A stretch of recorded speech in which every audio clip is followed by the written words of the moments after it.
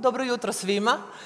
Hvala vam puno što ste došli u velikom broju. Meni je, mislim, 2. ili 3. godina da sam dobila čast na neki način otvoriti Weekend Media Festival i onda se svaki put iznenadim koliko vas je puno došlo. Možda je zbog mene, jer sam ja uvijek moderatorica, a možda je zbog teme kojom ćemo se danas baviti. Danas govorimo o budućnosti televizije, odnosno o budućnosti konzumacije televizijskih i inih sadržaja.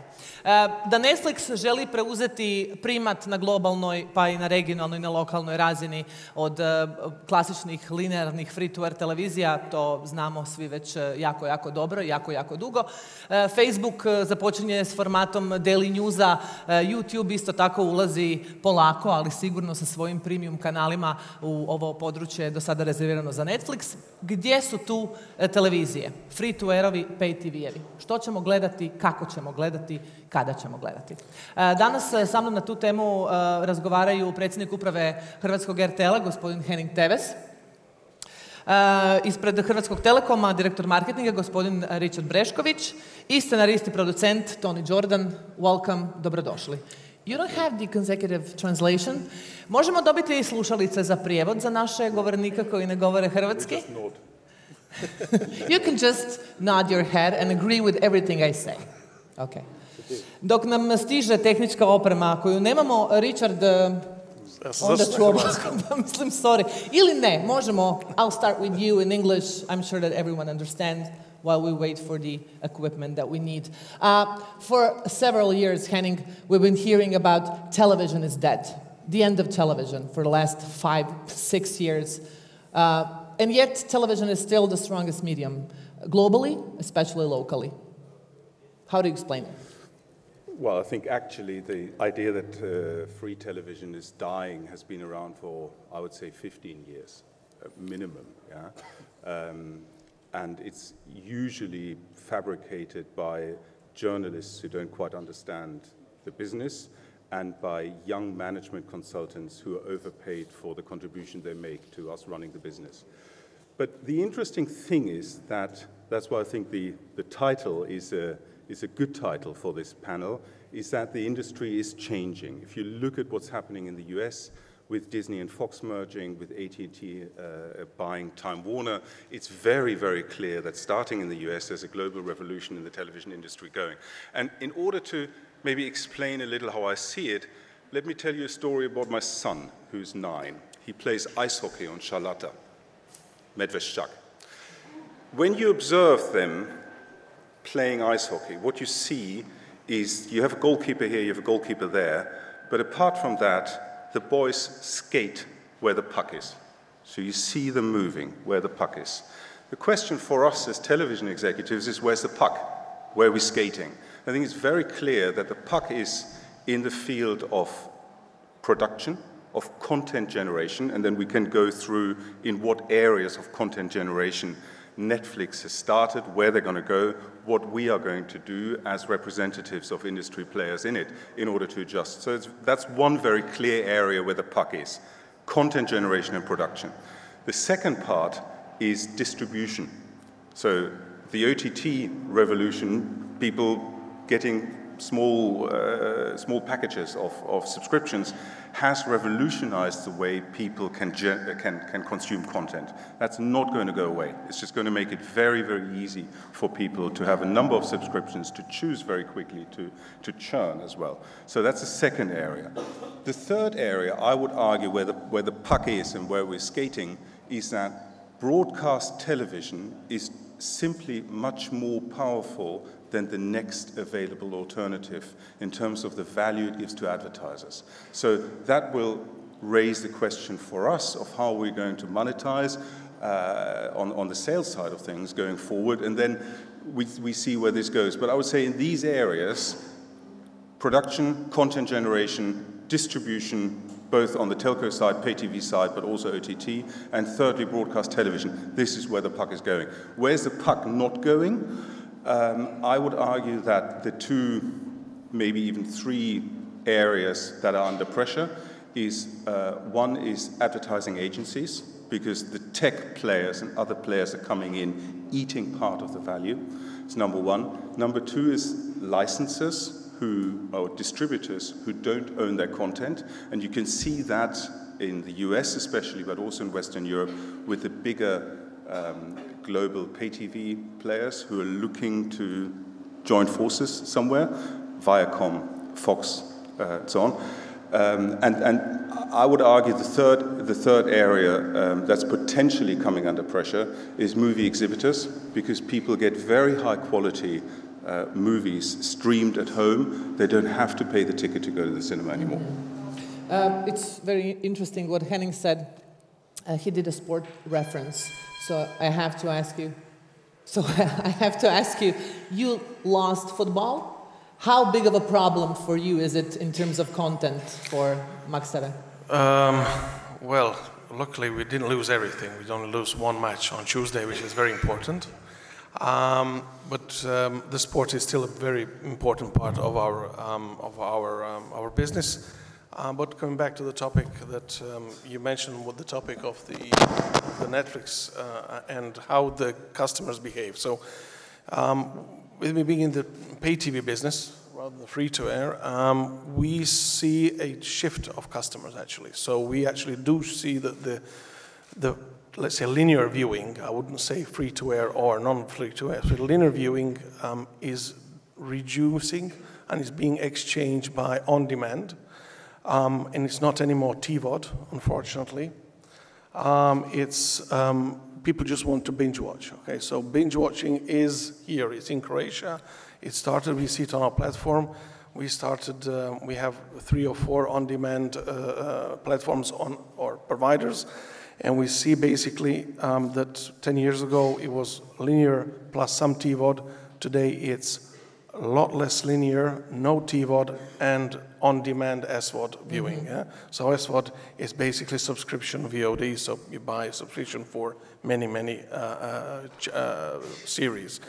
And the only thing is, I think Henning was right here, the advertising budgets are still not being hurt, but I'm going to see in the future that people are moving in peak time from viewing linear to viewing on demand. Yeah. It's either on demand, 24 hours what they've missed, like a recording service, or it's basically an on demand. So it is changing, and the Croatian, I can tell you, as we are the biggest TV platform in Croatia, that we are changing as people, and we are actually picking up the trends of the US, not in that major way, but we are picking up in that trend. Mm-hmm. How about you? You're a content creator. How is all this change affecting you directly? As a content creator, it's the best time in the world, because obviously I have more customers than ever before, and I can take my content wherever I choose. I think for me the industry is changing, and I think it will always change. Because I don't think it can ever reach the point it wants to get to, because I think that what distributors and some of these huge corporations want is they want a monopoly. That's what they want, because they get that. In technology, they get it. In manufacturing, they can get it. They can get a monopoly because they just buy all the things they need, and they create a brand like Apple, and suddenly they're the world leaders. The problem with what they're trying to do in the industry now, and that strive towards a monopoly and things like Comcast and Disney and Fox all coming to Sky to make an even bigger thing to get that monopoly, is that you can have one creative person that will suddenly write a hit series, put it out on his own platform, mm-hmm. and suddenly your monopoly is lost. So because people forget that we work in the arts, and you can't contain it in the way you do every other industry. You can't contain it in that way, because every time you have it, something else appears, because we are creative. And so you can never put everything in the box that they want to do. Mm-hmm. So I understand that my mission is just to stay creative, to not be swayed by the different platforms I can use, only if it's interesting in the way that if it adds to the creative nature. So if there's a better way for something that I've written to be shown, to be presented, then that's of interest to me. Otherwise, I create first and then exploit as best I can later. But I think that we will never get to a point where where the industry stops moving because of that very thing. Mm-hmm. But you said it yourself, different platforms, and it's different audience. How hard is it for you to, when you change the platform, to change the way you do your job in terms of who's going to be your audience? See, I don't believe that. People keep telling me that there's a different audience, and I just don't believe that. There's small elements maybe. There's maybe some of the, there may be a more niche audience. People who want to be challenged more may go to some of these other platforms, perhaps. But I remember writing for the BBC in the UK, and people saying to me very early on, the audience before 9 o'clock is very different to the audience after 9 o'clock, and you have to think about that. And it's like, and I had this image of at 9 o'clock people leaving the room and another lot coming in. It's almost like, it doesn't work like that. There is a television audience, people who come to find those things, whether they binge watch or whether they watch in a serial nature, it's the same audience.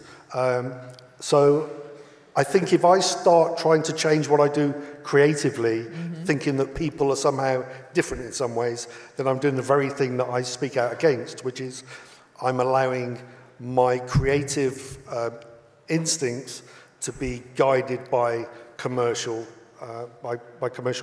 premise, and I think that's a wrong thing to do. Henning, you don't agree with that? I just wanted to react to Richard briefly about the decline of linear television. So I think that's a fair point. If you look at viewership, with the increase of other options of consuming video content, of course broadcast television in terms of usage is going to go down over the next 5 to 10 years, and we can see it now. Every year it's 2 to 3%. But that was not my point. My point was about the value difference that television advertising offers over others, and for us to invest in content rather than license US content.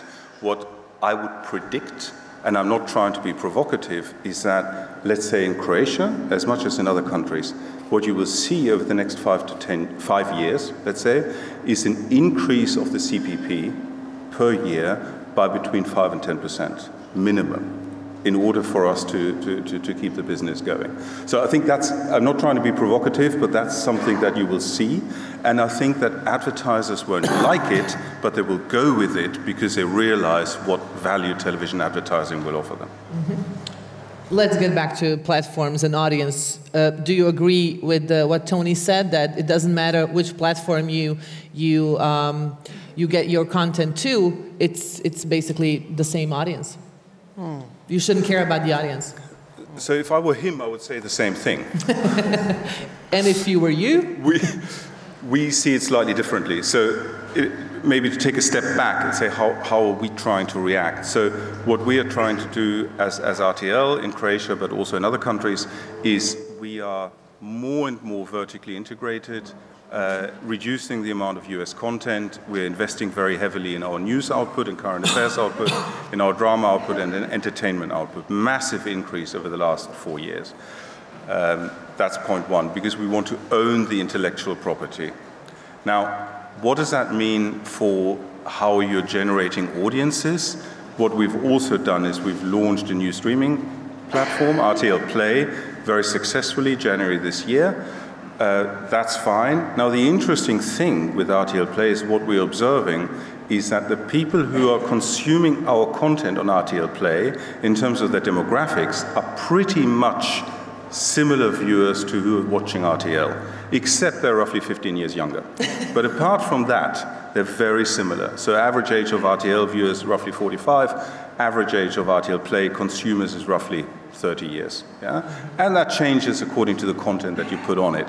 But apart from that, it's a way for us to give our content to, more of our content, to the same people who are classical linear TV viewers. Now, that's not how Netflix would think, or an SVOD service would think more globally, because they're thinking in terms of multiple niches.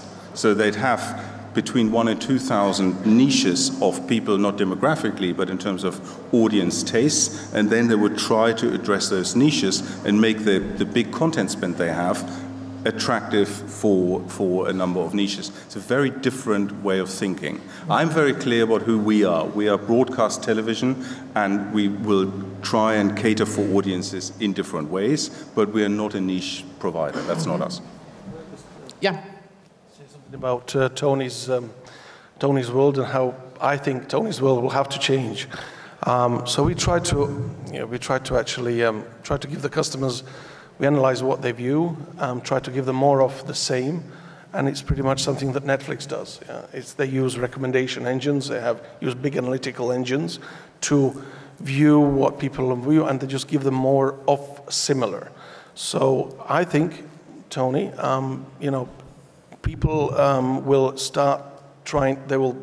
We see that the niches are not so big.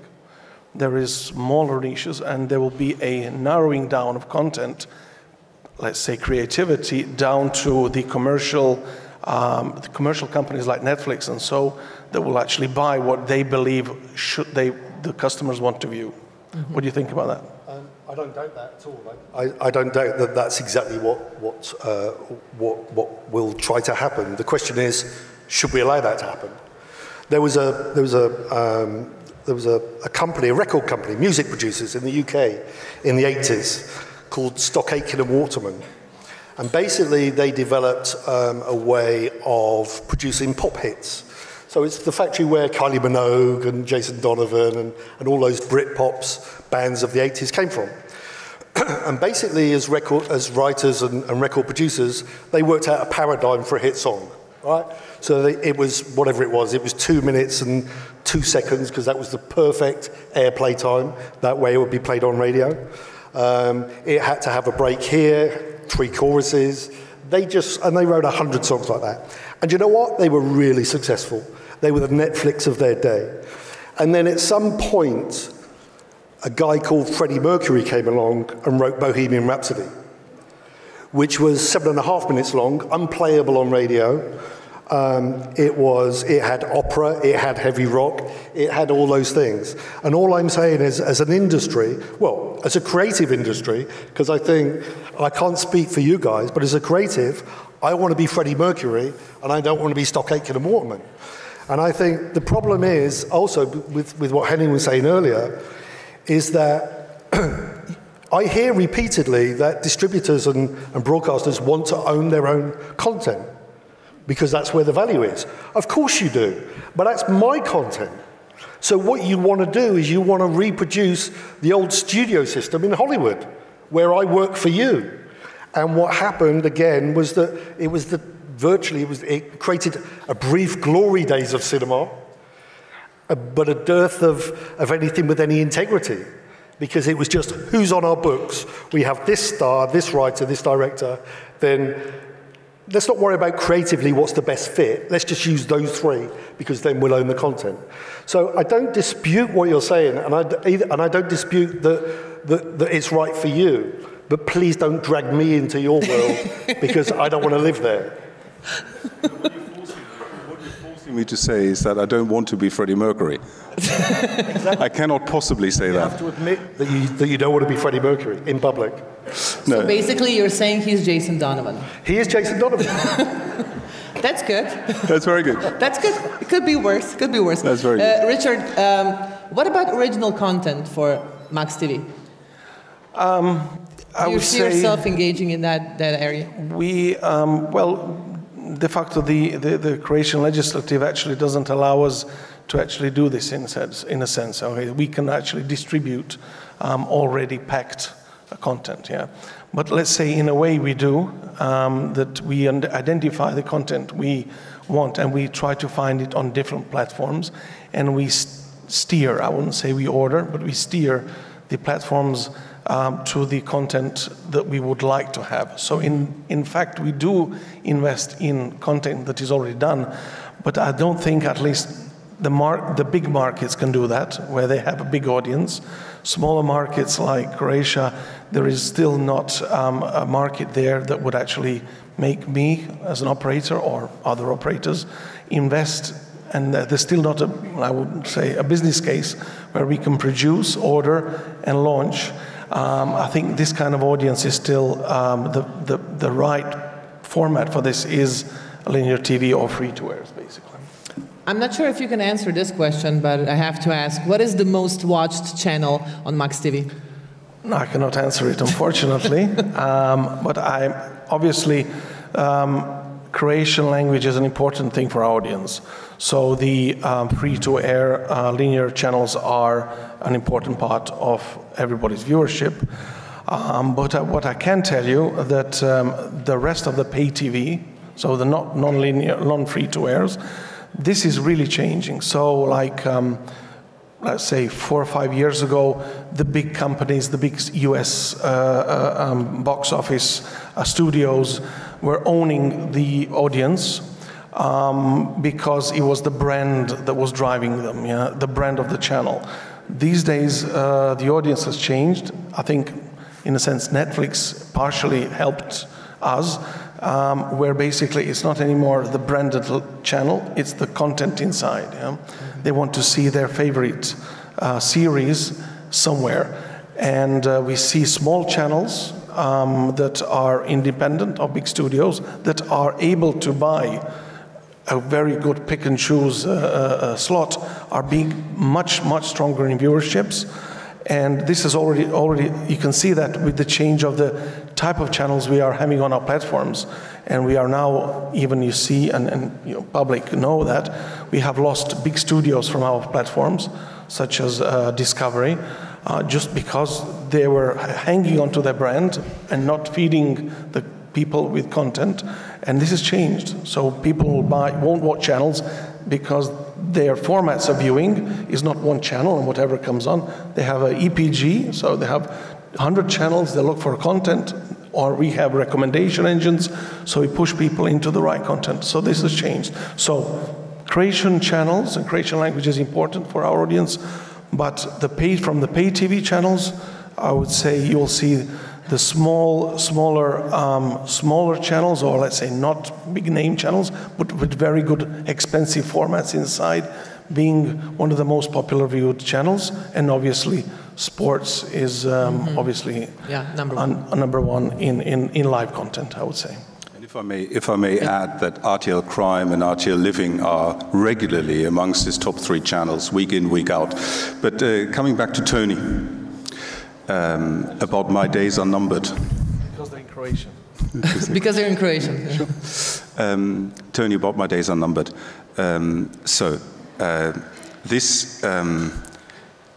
This panel about the industry is changing. Let's try and be a bit more entertaining. Let's try to actually make some concrete predictions of what's going to happen over the next 2-3 years.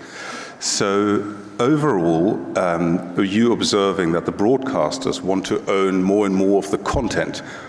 That's of course entirely true, because that's where the puck is going. That's where the industry is skating. You may not want to give it. Other content creators may not want to give it. But look at where the industry is going. Look at the merger between Disney and Fox precisely for that reason. More interestingly, from a European perspective, is ITV. So ITV, first of all, after 2012, made a string of acquisitions in the UK and in the US. Then they bought Talpa, the John de Mol's creator of The Voice and so on. And now they've emerged this week as the purported highest bidder for Shine Endemol, which in total, if they get this, would probably make the value of their production side as big as the value of their broadcast side, which is absolutely extraordinary. So I'm just observing that this is what's going on. Now, coming to the prediction, I think, Tony, that you won't be able to withstand it. So what will happen is, over the next 2 years, they will make you an offer for Red Planet that you will take. You will become a very wealthy man. What will you do with the money? You will buy a yacht. And the next time you come to the Weekend Media Festival, you will moor your yacht there, and you just walk over here in order to participate in the panel. That sound right? I'm surprised you think so little of me. I can't believe that you'd say that. Look, I'm not saying that I don't want to share my content. That would be stupid, because that's how I make a living.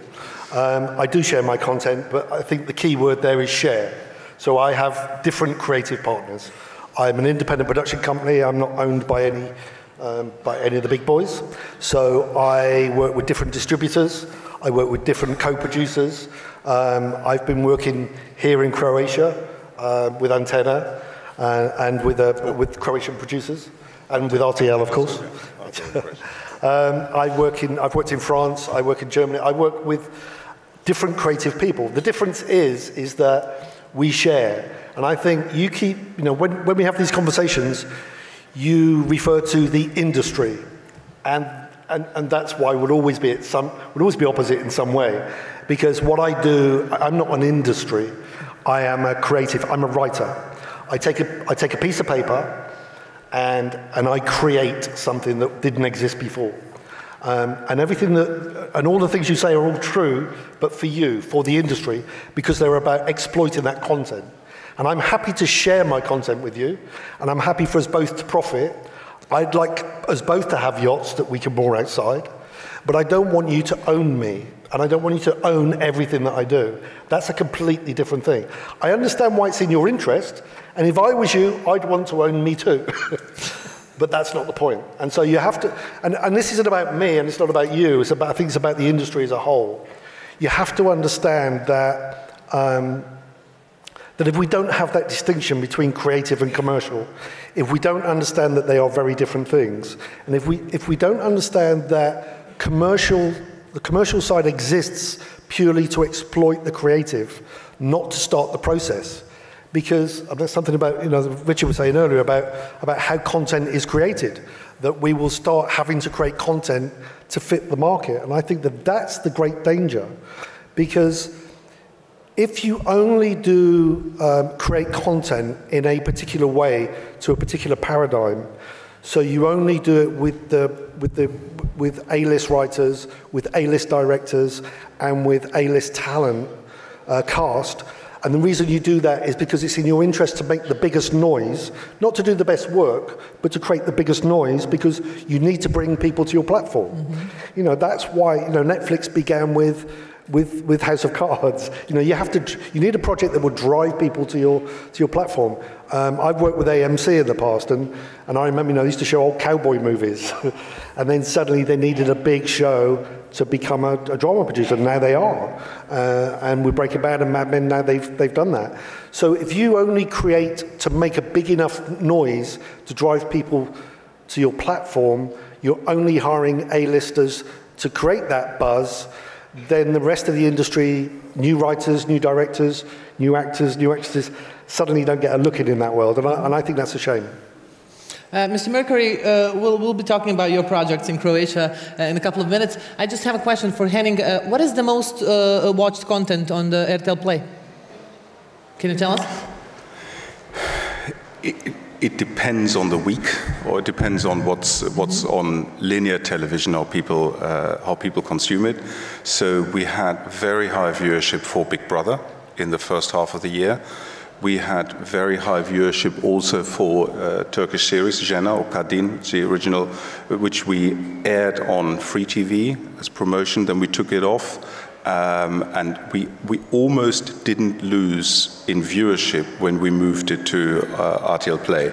So it's just an example of you can really cater for very different demographics. Of course, a Turkish series would be watched by a slightly older female demographic. A Big Brother in this particular case on RTL Play was watched by a much younger, much more urban demographic. But both can work. You can't simplify it. It's becoming quite a broad platform. You're free right now. What are the plans for the future? Well, what I meant, for RTL Play? So RTL Play is free, monetization is through advertising, but what I mentioned earlier as a part of the distribution, where's the puck going, where's the team skating, or where are the team skating? I think we will be looking at also a paid version of RTL Play. I won't be able to say when we're going to do it, at what price point we're going to do it, with what content are we going to do it, what's the business model behind it, is it B2C or is it B2B? But we're looking at it, and it's something that maybe 3 or 4 years ago as broadcasters we wouldn't have done. Mm-hmm. Just jump in on the topic, on basically what Henning is actually trying to do is basically what a lot of the big movie channels have done. Basically, they're more like HBO, for instance. So they've got a lot of channels, and people are used to channels, and then they start moving the on-demand. And we see basically the biggest success on our platforms are these formats, where basically it's a kind of an educational process, yeah, where people start actually moving from linear into on-demand. And I think this is what Henning is trying to say in a sense. It's there will be the same content on different distribution points, and there's a way how to get there. And I think just looking at what the actual name of our panel is, I think Netflix here doesn't have the upper hand yet. I think the linear channels have a chance to start distributing some of their content into on-demand and start investing in the on-demand in a different way, and looking for Tonys of the world to start filling in that part. And where Netflix actually has to wait for the generation change, yeah, because it's a pure on-demand online service, yeah. And there is still, and we are forecasting as TV business we are in, that even in 10 years' time, there will be 50% of the customers still viewing linear TV. Yeah? So linear TV is not dead. Free TV, you'll have to decide when you're going to go into pay. But otherwise, basically, this is kind of what we see. It's a gradual move from that, and Netflix is struggling, at least in that case, to get a lot more customers. As you can see from all the situation, they're saturating in customer base. Henning said earlier that in terms of RTL Play, the audience is 15 to 20 years younger than on RTL television. And we discussed earlier a Snapchat guy, a YouTube guy from the States, who said that he doesn't watch any videos that are longer than the Snapchat format, which means 6 to 10 seconds. Well, is that a big problem for someone like you? Well, I wouldn't say so. I would say actually, I think we will foster that. We will actually jump on that road. We are seeing today, and we are analyzing as well, what our customers are doing, and especially on the mobile phones. And you're right. You know, anything that's longer than 10 to 12 minutes is just, you know, there's a kind of a 10 to 12 minutes, and then there's a drop of any usage of video, and it's typically YouTube formats. But in that way, I think there is a little bit of a scene there, and maybe Tony can jump on it, is shorts. I think there might be a business out there where basically you're not going to be viewing 25-minute shows or 45-minute shows, but you'll have a movie broken down into 12 series of 12 minutes. And people usually have 12 minutes to, I don't know, in school class, it's like your break at school is 15 minutes. It's waiting for a bus. It's what driving in Uber for 15 minutes. It's these formats that people start utilizing more on a mobile device. And I think there might be a business there. I don't know what Tony thinks of that. Tony? Yeah, completely. It's something that, as a company, we've looked at developing shorter content for that reason. Not because we're platform-led so much, because God forbid. No, God forbid that. But because we've always had material like that in the past, particularly from new writers who've given us shorts and we had nowhere to take it. So we've now gone back and revisited that because now we have a customer for it. And I think that is fascinating. Although it's quite interesting that short attention span, I think has always been there. I was talking to Henning earlier about the Red Planet Prize. We run a writing competition every year. And the first stage of that competition is you send us your first 10 pages. That's all we need, because after 10 pages, we know whether we want to read the rest of the script or not. We know if we want to know the end of the story. So I think it's our responsibility, I think, to always bear in mind that attention span is always short. So you have to, even in a longer piece, you have to get them as early as you possibly can. But I think my kids, I've got 6 kids, and my house is full of WhatsApp and Snapchats and things, and that's even how they communicate with me now. Yeah. So I'm learning, and my desire to do things in that space are more to do with doing something that will please my kids than as a television producer. So you would do it, short form, you would do it? Yeah, for sure. How would you charge it? If you, no, I'm just, If you take, I don't know, $1 million for 45 minutes, 10, 12, would you do it for less money? I think what's fascinating, I pitched to a UK broadcaster 2 weeks ago. I pitched a brand new show filmed by real people on their iPhones and on their smartphones with no television production at all, just basically saying to 3 people in a family, all go and shoot your version of your family, your reality on a phone, and then I don't know what I'll have, but bring it and I'll try and cut it into a show. So, I'm not a dinosaur. I'm trying to keep up with my kids. I'm just saying that, again, that creatively, that's exciting to me because of the content. And I don't know whether that will result in 100 2-minute sections or 10 20-minute sections. I don't know, but I'm open to that, and I'm not going to decide based on an algorithm. I'm going to decide based on what gets me excited and what gets me out of bed in the morning. You said you've been working in Croatia. Yep. With the Antenna Group. Yep. And with RTL. It's a drama series. It is a drama series. Okay, tell us something more. It's called Besa. It's a story that originated here. And Pete Smith, who's head of Antenna, called me and said... Besa, the name means... Besa, it's a sacred oath. It's a sacred vow in Albanian culture.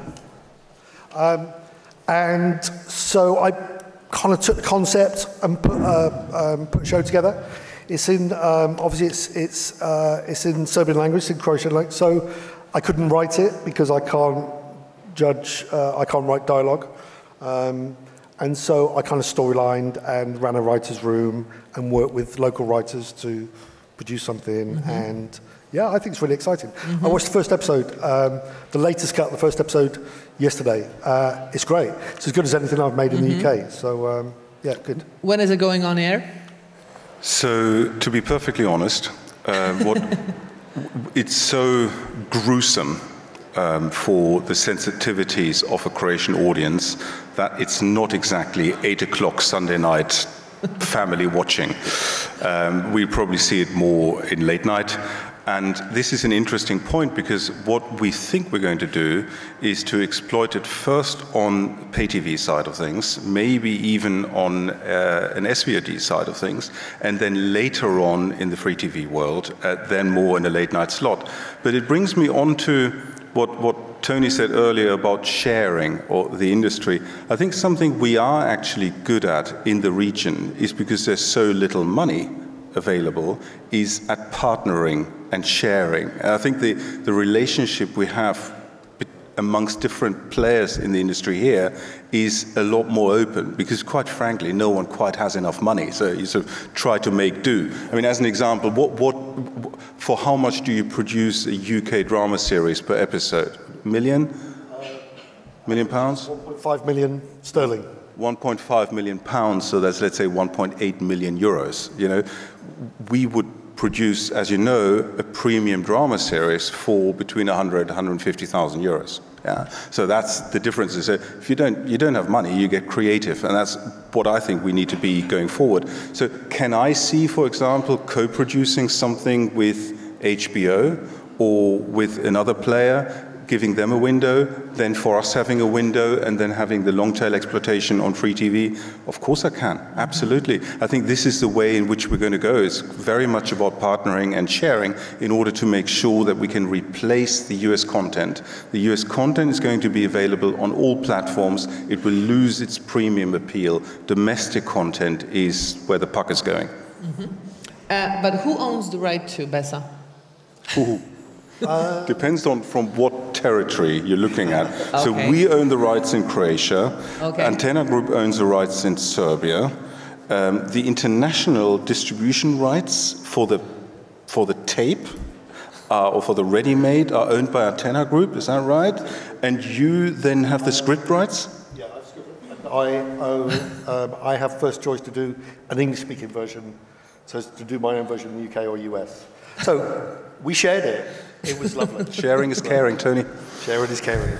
Imamo li ikakva pitanja iz publike za naše govornike? Itko? Nešto? Evo? Možete na hrvatskom slobodno postaviti ako je. Well, people are thinking. Can I say something? Yeah, sure. Well, while they're thinking. One of the interesting observations that Tony made about the industry is also, if you look at, just from a Croatian point of view, if you look at the industry, is we're very highly regulated. And there's a lot of burdens we have. I mean, the telco industry is equally highly regulated.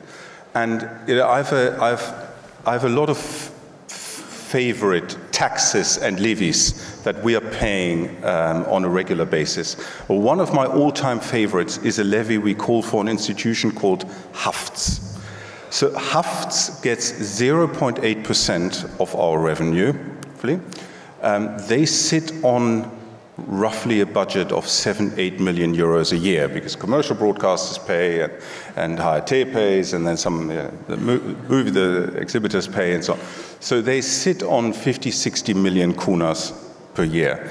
And then they run little competitions, and then, you know, as a script writer, director, you can apply, and then they allocate you little money here and there. And then, by and large, and I'm simplifying it a bit, it then gets invested into content that no one ever watches. Mm-hmm. Yeah? So, some of it appears on HRT, if you're lucky, but the majority of it goes somewhere. So, but this is a great, actually, if you look at the money, I'm not even asking for it to be reduced, I'm just saying, why can't we do something with it? If you look at 7-8 million euros, what you could do, for example, you could invest it into domestic drama production. And think about it. We produce a premium drama series for 100,000 euros. We could do 7-8 series of 10 episodes each per year that can make the Croatian scene, the fiction production scene, a much stronger one than it's been hitherto. It can make exports, cultural exports around the world, going onto pay TV platforms, bringing up better script writers, bringing up better directors, and actually strengthening Croatia as an audiovisual, as a television location. But we're not doing that currently. So I think there's a number of discussions to be had about how the industry is regulated, what money the different players are paying, and where it should actually go in order to strengthen the industry rather than weakening it. Sorry.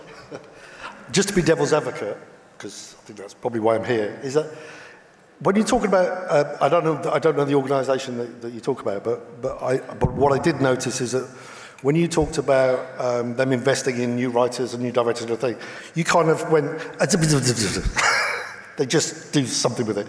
It was like, that could be quite important in itself. There's an argument to be, where's the best place to learn? Where's the best place to train new talent? Is it on a show? Is it shadowing writers? Is it shadowing directors? And I agree that that's the case. But seed money that goes to new writers, even if that content is never watched, just giving writers and directors a voice, someone that pays them some attention, someone that does have an end result. It's not quite as quick, perhaps, as the industry would like, because but that's an industry point. When I started out as a writer, the BBC invested some time in me in one of these projects. The BBC runs a writer's room, and I was invited to some seminars to go and listen to established writers, to be able to ask them questions. They paid me to write some stuff, and that never got made. To this day, still hasn't been made. But it allowed me to be in creative conversations with people, to start on that process.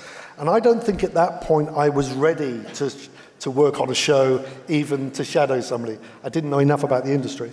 So I don't think you should dismiss some of these things quite so much. I don't think that you should dismiss that just trying to put some seed money out there for people who wouldn't normally get a chance. Where did you learn the tricks of the trade? How did you become the Tony Jordan you are today? I learned it on a show, the stuff that's there today. But what I'm saying is, and you're right, because I love you and you're mostly right, what I'm saying is that I wouldn't have got to that point without that first part. Without that seed money, without investment, no doubt, I wouldn't have got to that point to get on the show. Because for every, you can do that seed money. It may sound like a lot of money, but if it's distributed to a lot of people, you can encourage 1,000 new writers with that seed money, you can only find shows to put maybe 6 potential new writers on a show because there isn't that much content. So that's why that seed money is important. Sure. And that's what Hafts does. So I think it's an interesting discussion because what Hafts does, they basically allocate. And what I'm saying is let them continue to allocate. It's fine. They're paying this, that's the law, let them continue to allocate. But why not allocate it into continuous television production? They have the money. The money is there. They only need to do it. Okay? If there's someone from Hafts, please join in. Ako je neko tu iz Haftsa, slobodno. Samo zatražite mikrofon ako se želite uključiti. We only have a couple of more minutes. Richard, let's talk about predictions. Let's imagine that we're going to be back here in a couple of years. Where is the audience? What is the audience watching? Well, we as a group, as Deutsche Telekom Croatia, as Deutsche Telekom Group, we are actually investing. We are a partner of Netflix. Yeah? So we are testing Netflix. So our partner in the US, one of their offers is basically you get a free Netflix account if you sign up for a typical contract. So they see a driver, Netflix as a driver of their things. In Poland, we've just launched a partnership. In Germany, it's part of the other. So definitely we, as a distribution point, we cannot ignore. It's that typical, if you cannot beat them, join them.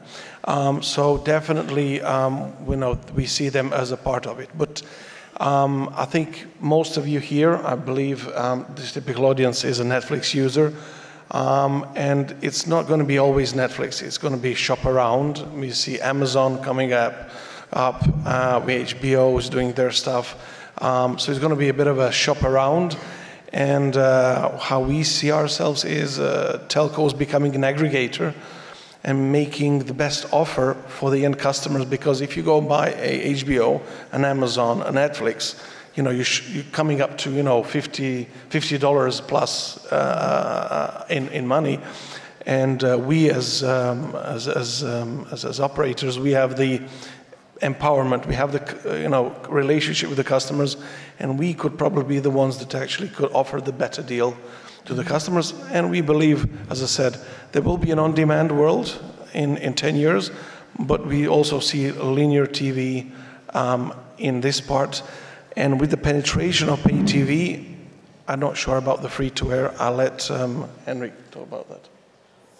So as we're in the mood of predictions, I think so we've decided what Tony is going to do in 2 years' time. He's going to walk from his boat. I think what Richard is going to do over the next 2 years, he will realize Tony's boat. He will realize that he needs creation language content in order to keep his pay TV platform going, and he will make an offer to buy RTL. Now, we're not for sale. This is something he will sadly realize, but he will make an offer nevertheless. And since we are in predictions, I think what will happen, Antonia, with you, is that you will be the first person to have a weekly show on a Croatian language streaming platform. And I don't get a boat. Tony, I'm going to be very nice to you now. Thank you. I'm happy to be getting a boat. I don't know what happened. Where the money is.